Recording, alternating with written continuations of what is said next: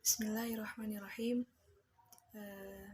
Insyaallah pada kesempatan kali ini saya akan menjelaskan tentang proses pewahyuan menurut sarjana klasik.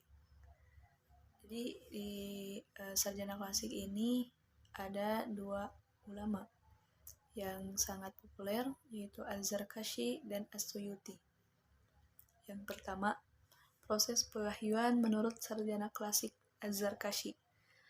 Az-Zarkashi menyebut Al-Quran turun melalui 3 tahap, yaitu yang pertama, Al-Quran turun dari Lauhul Mahfuz ke langit dunia di malam Lailatul Qadar, kemudian turun kepada Nabi Muhammad SAW secara bertahap sejak beliau diangkat menjadi Rasul hingga beliau wafat.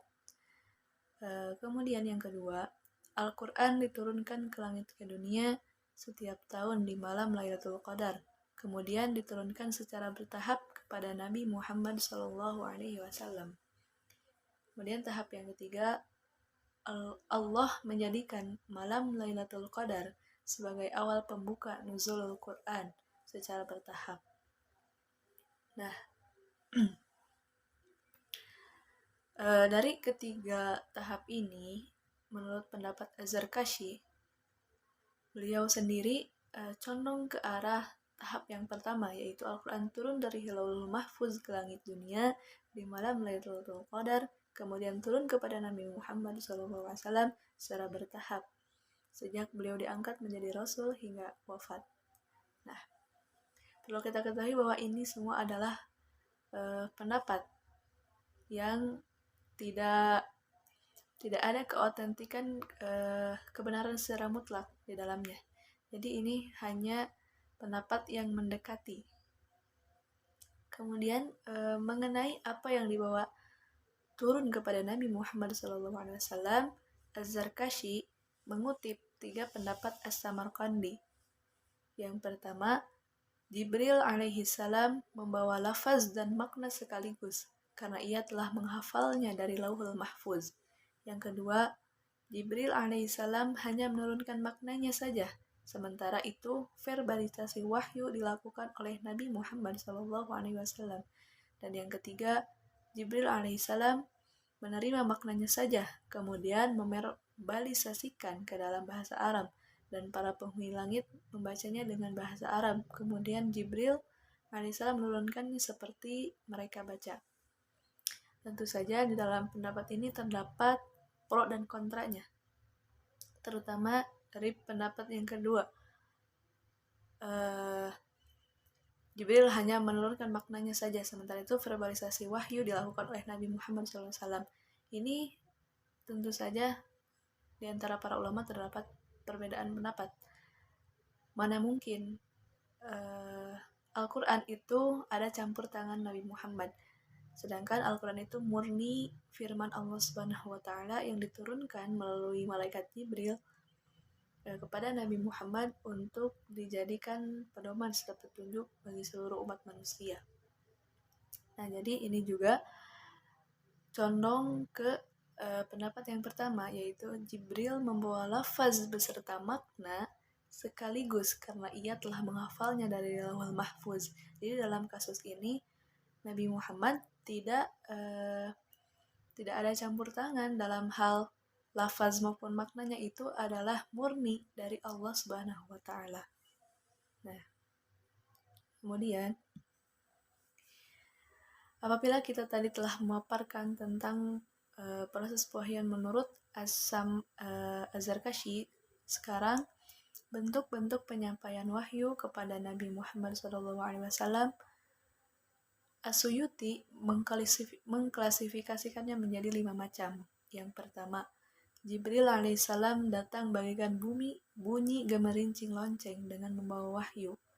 Yang kedua, Jibril alaihissalam memasukkan ayyan fusa, firman Allah, ke dalam hati Nabi Muhammad SAW.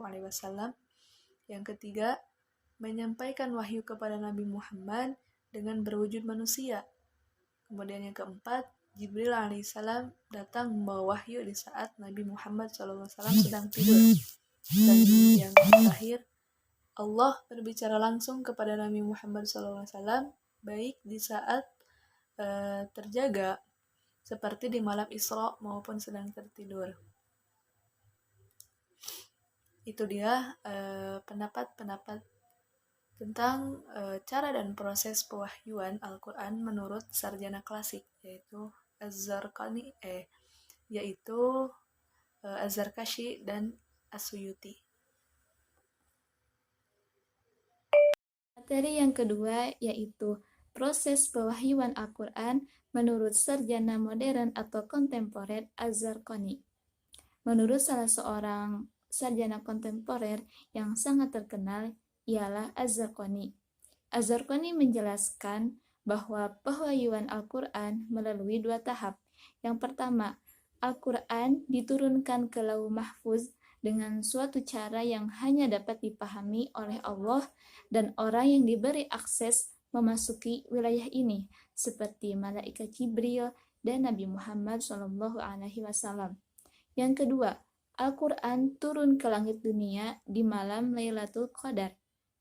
Kemudian, pewahyuan kepada Nabi Muhammad SAW terjadi melalui dua proses juga. Yang pertama, wahyu abstrak. Wahyu abstrak seperti yang disampaikan oleh malaikat Jibril, di mana malaikat Jibril menyampaikan pesan ke hati beliau sehingga tidak sadarkan diri. Lalu setelah sadar, beliau membacakan ayat-ayat yang telah diterimanya. Yang kedua, wahyu datang dengan cara dapat ditangkap oleh panca indera. Agar Al-Quran mudah dipahami oleh manusia, Tuhan mengubah bentuknya yang asli menjadi bentuk yang manusiawi atau berbahasa Arab. Kemudian proses pewahyuan dari yang tidak mungkin ditangkap oleh panca indera manusia menjadi sesuatu yang dapat ditangkap oleh panca indera manusia dan masuk ke dalam alam bawah sadarnya atau inzal. Lalu proses inzal dan ja'al atau berbahasa Arab itu terjadi bersamaan secara sempurna di saat Lailatul Qadar. Setelah itu, proses tanzil, yaitu transformasi dari materi secara bertahap yang berlangsung di luar pengetahuan manusia. Proses tanzil ini terjadi melalui malaikat Jibril alaihi salam yang disampaikan kepada Nabi Muhammad SAW dan berlangsung selama 23 tahun. Jadi kesimpulannya, menurut sarjana modern, mengenai proses pewahyuan Al-Quran dapat dicapai atau dapat dilaksanakan melalui dua tahap. Yang pertama mengenai dalil. Yang pertama yaitu tentang dalil nalar dan yang kedua adalah wahyu. Dewasa ini tidak ada garis pemisah yang tegas antara materi dan imateri. Al-Quran murni kalam Allah dan dalam arti merupakan perkataan Nabi Muhammad SAW yang bermakna inspirasi, perasaan, ide, kata, bentuk satu kesatuan organik dengan sistem kehidupan. Semua terjadi, berkembang, dan dikembalikan kepada kepribadian dan keadaan hati dari Nabi Muhammad SAW yang terdalam. Ruh Al-Quds dipahami sebagai kekuatan, kemampuan, atau agensi yang berkembang di dalam hati beliau dan dapat berubah operasi wahyu yang nyata jika dibutuhkan. Beliau memiliki kesiapan khusus sehingga dapat berkomunikasi dengan malaikat Jibril alaihi salam. Pewahyuan kepada Nabi Muhammad SAW terjadi melalui dua proses. Yang pertama, wahyu abstrak, yaitu melalui malaikat Jibril menyampaikan pesan ke hati beliau sehingga tidak sadarkan diri. Lalu setelah sadar, beliau membacakan ayat-ayat yang telah diterimanya dari malaikat Jibril alaihissalam. Yang kedua, wahyu datang dengan cara dapat ditangkap oleh panca indera. Pemaknaan wahyu ini dapat dipahami melalui konsep tentang inzal dan tanzil.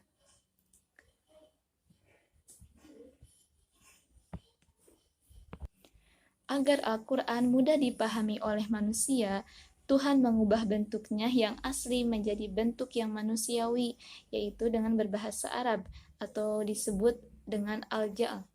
Proses pewahyuan dari yang tidak mungkin ditangkap oleh panca indera manusia menjadi sesuatu yang dapat ditangkap panca indera manusia dan masuk ke dalam kesadarannya atau inzal.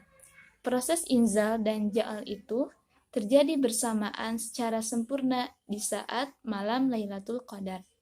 Setelah itu proses tanzil, yang mana transformasi dari materi secara bertahap yang berlangsung di luar pengetahuan manusia. Proses tanzil ini terjadi melalui malaikat Jibril alaihi salam yang disampaikan kepada Nabi Muhammad SAW dan berlangsung selama 23 tahun.